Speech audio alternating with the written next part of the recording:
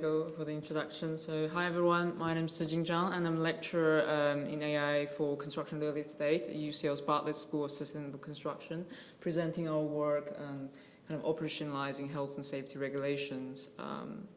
Well, this work actually was motivated by my research with my co-author Nick Nisbet when we were focusing on kind of automated compliance checking of health and safety regulations in the UK, which is kind of the secondary regulation in the UK on construction health and safety.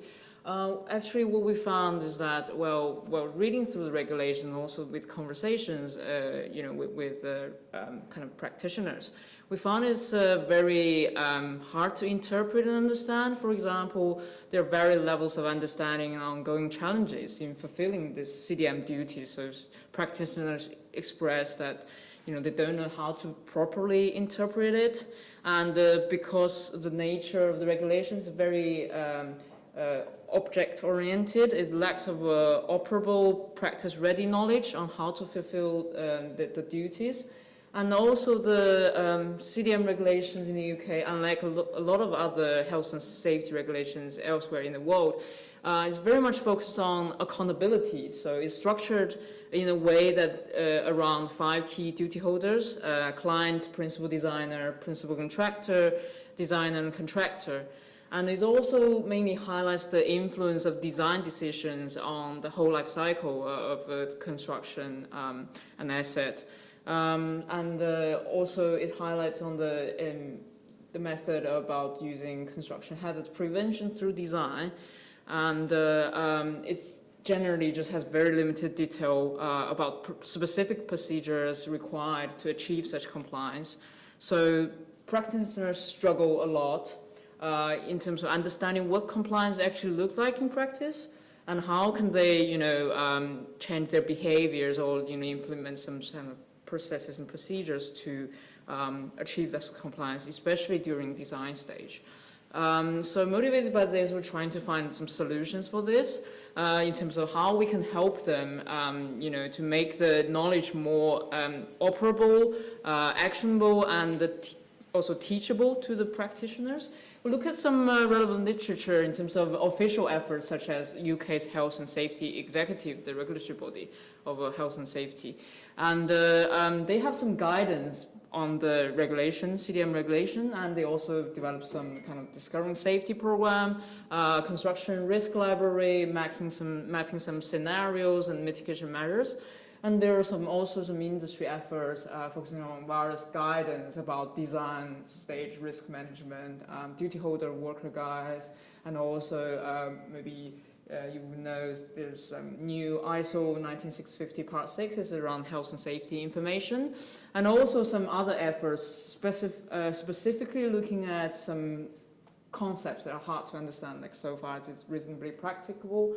But all of these, we still found there's no systematic approach in terms of what is the body of knowledge there and how can we make them actionable, more understandable for the practitioners. So that motivated us to do this design science research, which aim is to help the practitioners to learn and to understand more about the knowledge around the CDM regulations, so that they can, change or adapt their practice to better achieve compliance. We wanted this to be an accessible guide, and we wanted to be grounded in the regulations, so not change the regulations greatly just into computer codes or something like that.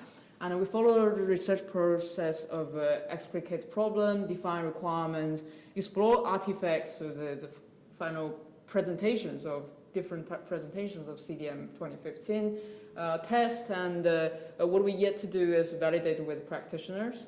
And there are a few iterations of this, and we focus mainly on principal designers, so not all of the regulations. So here's an example using the RAISE method, which stands for Requirement, Application, Selection, and Exception.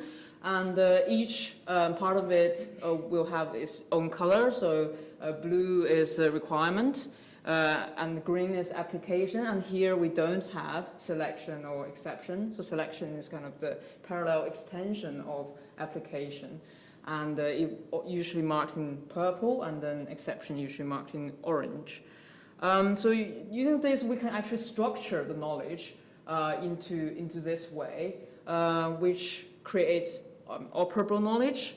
And usually checking compliance about building regulations, we actually compare the regulations, with the design model, either that's BIM or like drawings. But in health and safety, it's usually checking human behavior. So can this approach really help us? So we actually found, well, it helps us with several things. So it can simplify and clarify the regulation and knowledge. So in the previous slide, we found terms such as accept, manage, monitor, etc. All of these, but actually using an online dictionary such as WordNet, we can extract hypernyms of this, which means, oh, they're actually just talking about consider, specify, etc. And also the scoping, so that practitioners have a better understanding of what is actually the knowledge there and what is required. And in another format, we can provide them with the hypernym linked with relevant topics, and then the evidence required. So maybe they have some memos, maybe they have some design file notes that they can, present to inspectors or other checks internally within the company.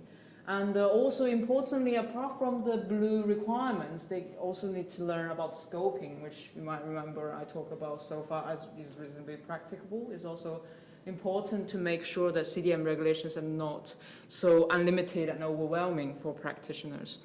We also explored another format of presentation, which is a more interactive and form of self-teaching. So practitioners can fill in some blanks.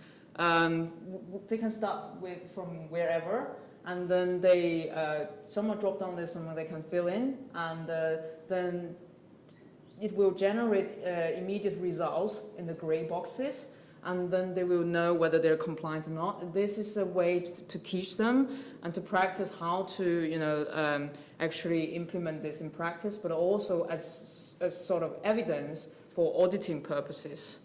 These are the iterations we have explored, but so in terms of future work, we will do firstly test this and validate this with practitioners and see how they respond to this, and is it very helpful for them. And secondly, because of the markups are currently marked out manually, we also hope to explore some LLM's approach to see if we can automate this process. Thank you very much.